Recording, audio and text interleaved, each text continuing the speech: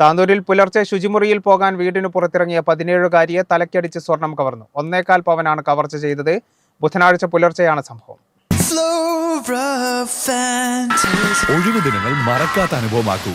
Valanchery ഫ്ലോറയിൽ അടിച്ചുപൊളിക്കൂ. Flora Fantasia, Valanchery. ബുധനാഴ്ച പുലർച്ചെ 1:30 വീടിന് സമീപത്തെ ബാത്റൂമിൽ പോകാനിറങ്ങിയ യുവതിയുടെ സ്വർണ്ണാഭരണമാണ് കവർന്നത്.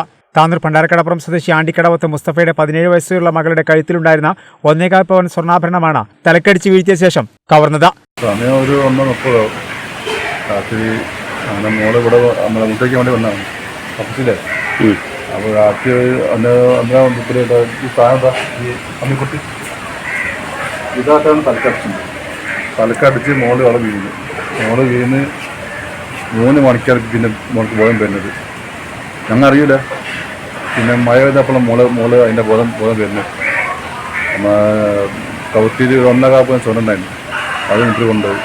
അതാണ് ആയുധം ഉപയോഗിച്ച് കൈക്കും കാലിനും മുറിവേൽപ്പിക്കുകയും ചെയ്തതാണ് പരാതി. അപ്പോൾ 1.25 പവൻ സ്വർണം പോയി. മോൾക്ക് നമ്മളെ കൈമിൽ ബ്ലേഡ് വെച്ചിന്, പിന്നെ നമ്മൾ തുടങ്ങിൽ ബ്ലേഡ് വെച്ചിന്.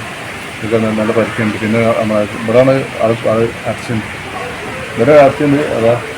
അതായത് അടിച്ചിട്ട് പരിക്ക് നല്ല പരിക്കുന്നുണ്ട്. 1.25 പവൻ സ്വർണ്ണാഭരണമാണ് കവർന്നത്.